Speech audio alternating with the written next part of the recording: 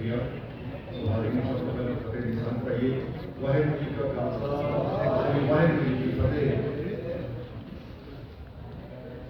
पिछले महीने ग्लासगो दे विच जो आयरलैंड का शहर है उत्थे 196 मुल्कों के दानश्वर उतों के रहनुमा इकट्ठे होकर बैठे इस गल वास्ते कि दुनिया के बिगड़ रहे वातावरण को ठीक किवें करना है। हरमीत सिंह ने दसिया कि जितने 196 मुल्कों के लोग अंदर इकट्ठे होकर बैठे सी उतों उत्थे लखां लोग उस मेले के बाहर खड़े सी ये दसण वास्ते उन्होंने रहनुमा कि सानूं की चाहिए वातावरण किस तरह का चाहुंदे हां किस तरह असीं वे ऑफ लाइफ चाहुंदे हां। सो मैं समझदा कि साडा अज का सम्मेलन भी उस ग्लासगो होए सम्मेलन की एक एक्सटेंशन है, एक वार्ता है, एक बधाई है। तो असीं दुनिया पंजाब ने किसान अंदोलन से दुनिया को यह दस दिता कि पंजाब के लोग किस तरीके सरबत के भले लई अपने भले लई अपने हकों लिए किस तक जा सकते हैं। उस तरीके असीं अज पहली बार इकट्ठे होकर ये दस रहे हैं कि असीं अपने वातावरण को बचाने लई की करना है, किवें करना है। अपनी पोलिटिकल पार्टियों को किस तरह साडे चो ही ने वो लोग भी सारे साडे चो ने। मुद्दा सिर्फ ये है कि साडा जिहड़ा वातावरण वाला मुद्दा है ये वोट मुद्दा नहीं हैगा, ये लोक मुद्दा है। जदों कोई लोक मुद्दा वोट मुद्दा बन जाए तो सारिया पोलिटिकल पार्टियां उस मुद्दे पर काम करना शुरू कर दिंदियां ने। ते अज साडा मकसद यह है कि इस मुद्दे को वोट मुद्दा भी बनाइए। मैं स्पैसिफिक दे विच जाना चाहांगा 2 मिनट ला के कि साडा वातावरण का हालत की है पंजाब के अंदर। अदरवाइज नॉर्मल गल्लां हो जांदियां ने कि वातावरण का बहुत बुरा हाल है, पर किवें बुरा हाल है उस एजेंडे सारियां गल्लां दस्सियां होईयां ने कि पंजाब जिहड़ा है वो तो कुदरत की नेमत है, कुदरत की देन है। साडे इत्थे चलदी हवा, साडे आउंदा मींह, साडी जरखेज धरती जिहड़ी कि हज़ारां सालियां ते रूबियल सॉइल साडे दरियावां दे नाल आई हुई मिट्टी नाल सजी गई है। उस दे विच अज की हो रहा वो जो 4-5-6 इशूज़ ने वो मैं तुहाडे नाल साझे करना चाहांगा ताकि स्पैसिफिक दे उत्ते आपां आ सकीए। साडा धरती हेठला पानी दी आपां पहली गल कर लईए। 2017 च दोस्तों सेंट्रल ग्राउंड वाटर बोर्ड ने एक नवी टेक्नोलॉजी नाल सर्वे करके सानू दस दिता, चिट्ठी सरकार को भेज दी, रिपोर्ट सरकार को भेज दी। 2019 मई च रिपोर्ट आई हो कि थोड़ी धरती के थले टोटल 320 बिलियन क्यूबिक मीटर पानी है ते पंजाब के दरियावां नाल ते मींह नाल हरेक साल 20 बिलियन क्यूबिक मीटर पानी धरती के थले जा रहा ते 34 बिलियन क्यूबिक मीटर पानी तुसीं कढ रहे हो। मतलब कि 14 बिलियन क्यूबिक मीटर पानी तुसीं हरेक साल बाहर कढ रहे हो। तो इस करके 2017 तो लाके उन्होंने सानू कहा कि 22 सालों के थोड़ा धरती का तिन्ने पत्थरों का पानी बिल्कुल खत्म हो जाएगा। तो वो 5 साल लगे, सिर्फ 17 साल बचे साढ़े को। कल मैं एक पिंड गया हुआ सी, उन्होंने मैंने दसिया कि उन्होंने ट्यूबवैल 850 फुट से लगे हुआ 35,000 का रुपया लगता है चलता है तो उदों थले फिर कुछ नहीं बचा। सो जो सानू पता है कि साड़ी धरती थले का पानी खत्म हो गया तो असीं पोलिटिकल पार्टियों को ये मंग करते हैं कि जिहड़ा 14 बिलियन क्यूबिक मीटर पानी असीं जीवन तो वध कढदे हां सानू ये चौकी कौन कि अगले 5 साल इनू सारे को बैलेंस कर देंगे। सिर्फ जिन्ना पानी थले जाता असीं उन्ना ही बाहर कढीए। उस तो फालतू पानी असीं ना खेती वास्ते ना उद्योगों वास्ते ना डोमैस्टिक कामों वास्ते बाहर बिल्कुल ना करिए। ये वास्ते जो भी फंडिंग करनी है, जो भी कानून बनाने हैं, जो भी अवेयरनेस करनी है वो की जाए। सो दूजा मुद्दा साढ़े को है कि साढ़े दरियावां दे विच इन्ना ज़्यादा पोल्यूशन हो गया कि बुढ़ा नाला थोड़े सामने है, सारा ड्रेन थोड़े सामने है, काला संघिया ड्रेन थोड़े सामने है, तुंगटा ड्रेन सकती थोड़े सामने है, असफाल्ट ड्रेन थोड़े सामने है, ते चंद बाजा वाली ड्रेन थोड़े सामने है। तो उन्होंने ड्रेनों से कितना गंदा पानी वग रहा। यदि एक एग्जाम्पल सिर्फ बूढ़े नाले जो मिलती है कि नवंबर के महीने इतने तारपुर डेयरी कंपलैक्स के कोल जो पोल्यूशन कंट्रोल बोर्ड ने उनके सैंपल लए तो दोस्तों जोड़ा BOD का लैवल असीं 10 मानते हैं कि इस पानी को होना चाहिए ताकि ये पानी खेती वास्ते वरते जाए। वो 10 की थां ते 1560 आया। जो COD का लैवल जिसको असीं सिर्फ 50 तो वध नहीं मान सकते, वो 50 ppm। सो वो लैवल साढ़े 5600 आया। सो ये सारा पानी बन के बुढ़ा नाला तो अगे जाके दरिया पै रहा सतलुज दरिया उत्थे खड़ के तुसीं देख सकते हो। सतलुज दरिया के हरीके दे विच खड़ के किश्ती लैके जाके देखो, एक पासे पूरा काला पानी आ रहा जिहड़ा कि सतलुज है, दूजे पासे साफ पानी आ रहा जिहड़ा कि ब्यास दरिया है। सो वो पानी इत्थों जाके साडा सारा मालवा उस पानी नूं पींदा, उस तो अगे राजस्थान के लोग उस पानी नूं पींदे ने। सो इन्हां सारियां ड्रेनां दे विच, इन्हां सारियां वाटर बॉडीज़ दे विच जिहड़ा पोल्यूट हो के पानी जा रहा ਉਹਨੂੰ रोकण की जिम्मेवारी एक समाबद्ध तरीके नाल साडियां पोलीटिकल पार्टियां जिहड़ियां ने वो इहदे ते काम करन। सो तीजा मसला साडा हवा के पलीत होण दा है। दुनिया दे विच हवा का जो पैमाना मन्निया गया AQI एवरेज एयर क्वालिटी जिहਨੂੰ ਅਸੀਂ ਕਹਿੰਦੇ ਆ, एयर क्वालिटी इंडैक्स जिहड़ा है वो 50 ਤੋਂ ਥੱਲੇ AQI रहना चाहिए जे ਅਸੀਂ तंदुरुस्त ਸਾਹ ਲੈਣਾ। पर पंजाब दे विच कदे भी 100 ਤੋਂ ਥੱਲੇ नहीं ਹੁੰਦਾ। मई नवंबर दिसंबर के महीने ये 500 के सिखरले नेड़े से पहुंच जाता।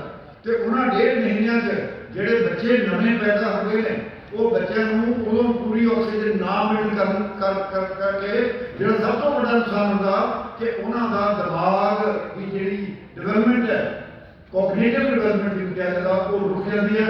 कि वो रुकी हुई कॉग्निटिव डिवेलपमेंट परमानेंट है, ये नहीं है कि बार फिर आ जाएगी। इस करके साढ़े बच्चे आने वाले समय से बुर्ज बनते जा रहे हैं। उस रोकने वास्ते जरूरी है कि यह हवा का पैमाना जोड़ा है वो काम किया जाए, चाहे वो साढ़े दिवालियां के पटाखे ने, चाहे वो गड्डियां के पोल्यूशन है, चाहे वो भट्ठियां दी फैक्ट्रियां दी चिमनियां ने, चाहे वो साढ़े खेतों में लगती अग है, उन्होंने समाबद्ध तरीके कार्रवाई करके उन्होंने ठीक होना चाहिए। लुधियाने के बुढ़ा नाला के उत्ते जिहड़ियां इंडस्ट्रियां ने EDP लाने सी उन्हें EDP लग्या 12 साल हो गए। 100 करोड़ का काम सी 2011 में पोल्यूशन कंट्रोल बोर्ड का चेयरमैन सी बाबा जी पोल्यूशन कंट्रोल बोर्ड के नाल मैंबर सी। असीं ये डिसाइड किया कि 3 यूनिट लगने ने ते 1 साल च लग जाने हैं। उन्हें यूनिटां नूं लाउण वास्ते पंजाब सरकार ने अपने कोलों जमीन दी थी जेल वाली जमीन दी, पर अज ਉਹਨੂੰ 2021 आ गया, अज तक भी कंप्लीट नहीं हुए। 100 करोड़ का काम सी, बहुत छोटा काम सी। दुनिया के होर से मुल्क होंदा वो 6 महीने हो जाना सी, पर साढ़े इन्ने साल लंघे। तो इन्ने सालों के जिन्ना माल मलबा उधर गया है उत्थे ਉਹਦਾ कौन जिम्मेवार है। इन्ने लोग मरे ने आ चंदबाजा जी के एरिया एक पिंड के जिथे बठिंडे वाले पासे तो जिथे बुढ़ाडे वाले पासे तो होर पासे तो ड्रेनां जाके दरिया सतलुज के फाले ना लागे मिलदियां ने, उत्थे हालत की है कैंसर का। एक पिंड च 30-40 बच्चे कैंसर तो पीड़ित। सो उसका कौन हरजाना पड़ेगा। सो ये गल्लां साडे सामने ने। हवा के पोल्यूशन तो बाद साढ़े को शहरों के बड़े बड़े ढेर लग रहे हैं जिन्हें म्यूनसिपल सॉलिड वेस्ट कहने आ, कूड़ा करकट कहने आ, जिहदे प्लास्टिक भी है तो सारा कुछ है। तो कई बार देखने को ऐसा लगता कि शायद ये पहाड़ हो गए। आज दिल्ली तुम करनाल बाईपास से लंघते हो, थोड़े खब्बे पासे एक पहाड़ पैदा हो गया। आने वाली पीढ़ी शायद ये कहा करेगा शायद नीजो ग्रुप का पहाड़ है, ये साढ़े देखते देखते पहाड़ बनया है। सो इन्होंने पहाड़ों इस तरह के पहाड़ पंजाब भी बड़े हैं। कदे अमृतसर तुम जाके देखो कि पहाड़ है, इतने जलंधर के लुधियाने में भी देखो ताजपुर लागे कि पहाड़ खड़ा हो गया। बाकी सारे शहर हो रहे हैं। सो उन्होंने काबू करने वास्ते दुनिया ने काम किए है। सो सानू भी वो सुहिरता काम करना पड़ेगा। उस तो अगला मसला साढ़े को जंगलात का मसला है। 1947 के पंजाब के 40% रकबा जंगलात हले सी ते अज वो रकबा घट के सिर्फ 6% रह गए। सो कहने का विचारना है कि इस रकबे को बढ़ा के दुनिया के साइंसदान ये कहते हैं कि यह रकबा 30% चाहिए, पर पंजाब वर्गी स्टेट के शायद साडा फॉरेस्ट डिपार्टमेंट कहता है कि 20% चाहिए। और असीं तां लगातार पिछले कितने सालों तो ही 5-6% तुरे फिरदे हैं। ये भी कहा है कि समाजसेवी जथेबंदियां बाबा सेवा सिंह सारे सारे पवित्र बाबा साहबान जिन्हें भी ने होर NGO ने लोग ने वो किन्ने ही रकमां उत्ते लगे हुए हैं। ये ना लगे होंगे तो यह साढ़े को 1-2% ही रहना सी। सो साढ़े वास्ते ये रुख लाने ते वो भी रुख उस तरह से लाने जिस तरह कहा गया कि पंजाब के वाले रुख होण वो बड़ा जरूरी है। इस तो अगला सामने सामने एक शोर प्रदूषण का बहुत बड़ा मसला है। साढ़े अमृत वेले खरड़ पिया हुआ कानून ये कहता है कि सवेर से शाम वेले थोड़े आसे पासे 45 DCB तो बाद थोड़ा प्रदूषण का लैवल शोर प्रदूषण लेवल नहीं चाहिए किसी भी काम पे, क्योंकि साढ़े बच्चे ने पढ़ना, साढ़े बुजुर्ग ने, साढ़े होर ने ਪਰ ਸਾਡਾ ਸਰਵੇ ਇਹ ਕਹਿੰਦਾ ਹੈਗਾ ਕਿ ਉਸ ਤੋਂ 5 ਗੁਣਾ ਵੱਧ ਸਾਡਾ ਪ੍ਰਦੂਸ਼ਣ ਦਾ ਪੱਧਰ। ਅੱਜ ਜਦੋਂ ਪ੍ਰਦੂਸ਼ਣ ਦੇ ਵਿੱਚ ਹੁੰਦਾ ਕੀ ਹੈ ਕਿ ਬੱਚਿਆਂ ਦੇ ਪੜ੍ਹਨ ਦੀ ਕਾਬਲੀਅਤ, ਲੋਕਾਂ ਦੇ ਕਿਸੇ ਨੇ ਕੁਝ ਯੋਗਾ ਕਰਨੀ ਹੈ, ਕਿਸੇ ਨੇ ਕੋਈ ਕੰਮ ਕਰਨਾ ਹੈ, ਉਹਦੇ ਸਾਰੀ ਇਕਾਗਰਤਾ ਭੰਗ ਕਰਨ ਦਾ ਇੱਕ ਵੱਡਾ ਕਾਰਨ ਜਿਹੜਾ ਹੈ ਉਹ ਸਾਡੇ ਪ੍ਰਦੂਸ਼ਣ ਹੈ, ਸ਼ੋਰ ਪ੍ਰਦੂਸ਼ਣ ਹੈ। ਚਾਹੇ ਉਹ ਧਾਰਮਿਕ ਸੰਸਥਾਵਾਂ 'ਚ ਆਉਂਦਾ ਹੋਵੇ, ਚਾਹੇ ਉਹ ਡੀਜੇ ਜਿਹੜੇ ਵੱਜਦੇ ਉਹਨਾਂ 'ਚ ਆਉਂਦਾ ਹੋਵੇ, ਚਾਹੇ ਉਹ ਜਗਰਾਤਿਆਂ 'ਚ ਆਉਂਦਾ ਹੋਵੇ, ਚਾਹੇ ਉਹ ਮੋਟਰਸਾਈਕਲਾਂ ਦੇ ਪਟਾਕਿਆਂ 'ਚ ਆਉਂਦਾ ਹੋਵੇ, ਚਾਹੇ ਉਹ ਕਾਰਾਂ ਦੇ ਹੌਰਨਾਂ 'ਚ ਆਉਂਦਾ ਹੋਵੇ, ਜਿੱਥੋਂ ਵੀ ਆਉਂਦਾ। ਸੋ ਇਸ ਪ੍ਰਦੂਸ਼ਣ ਨੂੰ ਵੀ ਖਤਮ ਕਰਨਾ ਸਾਡਾ ਸਭ ਤੋਂ ਵੱਡਾ ਕੰਮ ਹੈ। ਸੋ ਜਿਹੜੇ 5-6 ਮੁੱਦੇ ਅਸੀਂ ਪੋਲੀਟੀਕਲ ਪਾਰਟੀਆਂ ਨੂੰ ਕਹਿ ਰਹੇ ਹਾਂ ਕਿ ਇਸ ਆਪਣੇ ਏਜੰਡਿਆਂ 'ਚ ਪਾਓ, ਉਹਨਾਂ ਨੂੰ ਮੈਂ ਕੀ ਕਰਕੇ ਪੜਾਂਗਾ।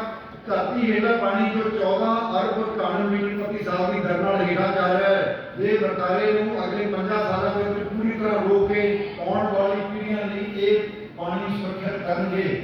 ਨੰਬਰ ਦੂਜਾ, ਦਰਿਆਵਾਂ ਅਤੇ ਜਲ ਸਰੋਤਾਂ ਦੇ ਹੋ ਰਹੇ ਪ੍ਰਦੂਸ਼ਣ ਦੇ ਪੂਰੀ ਤਰ੍ਹਾਂ ਰੋਕ ਲਾਉਣਗੇ। ਹਵਾ ਦੇ ਪ੍ਰਦੂਸ਼ਣ ਨੂੰ ਪੂਰੀ ਤਰ੍ਹਾਂ ਰੋਕ ਕੇ ਲੋਕਾਂ ਨੂੰ ਸਾਫ਼ ਸੁਥਰਾ ਸੁਵਿਧਾ ਮੁਹੱਈਆ ਕਰਾਉਣਗੇ। ਚੌਥਾ, ਸ਼ਹਿਰਾਂ ਵਿੱਚ ਕੂੜੇ ਕਰਕਟ ਦੀ ਸਮੱਸਿਆ ਦਾ ਪੂਰਨ ਹੱਲ ਕਰਨਗੇ। ਪੰਜਵਾਂ, ਪੰਜਾਬ ਵਿੱਚ ਜੰਗਲਾਤ ਦੇ ਰਕਬਾ ਵਧਾ ਕੇ ਰਕਬੇ ਦਾ ਘੱਟੋ ਘੱਟ 50 ਸਾਲਾਂ 'ਚ 10% ਤੱਕ ਕਰਨਗੇ ਅਤੇ ਜਲਗਾਹਾਂ ਅਤੇ ਦਰਿਆਵਾਂ ਨੇੜਲੇ ਹਰ ਖੇਤਰਾਂ ਦੀ ਵਿਰਾਸਤ ਸੰਭਾਲ ਕਰਨਗੇ। ਪੰਜਾਬ ਵਿੱਚ ਸ਼ੋਰ ਪ੍ਰਦੂਸ਼ਣ ਨੂੰ ਨਿਯੰਤਰਿਤ ਲਿਆ ਕੇ ਲੋਕਾਂ ਨੂੰ ਸ਼ਾਂਤੀ ਦਾ ਵਾਤਾਵਰਣ ਮੁਹੱਈਆ ਕਰਾਉਣਗੇ।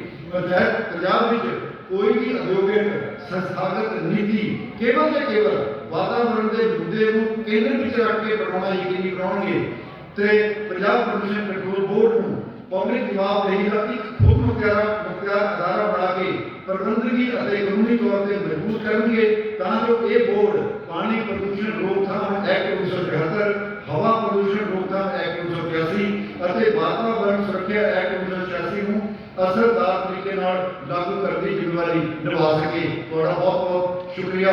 ਵਾਹਿਗੁਰੂ ਜੀ ਕਾ ਖਾਲਸਾ, ਵਾਹਿਗੁਰੂ ਜੀ ਕੀ ਫਤਿਹ।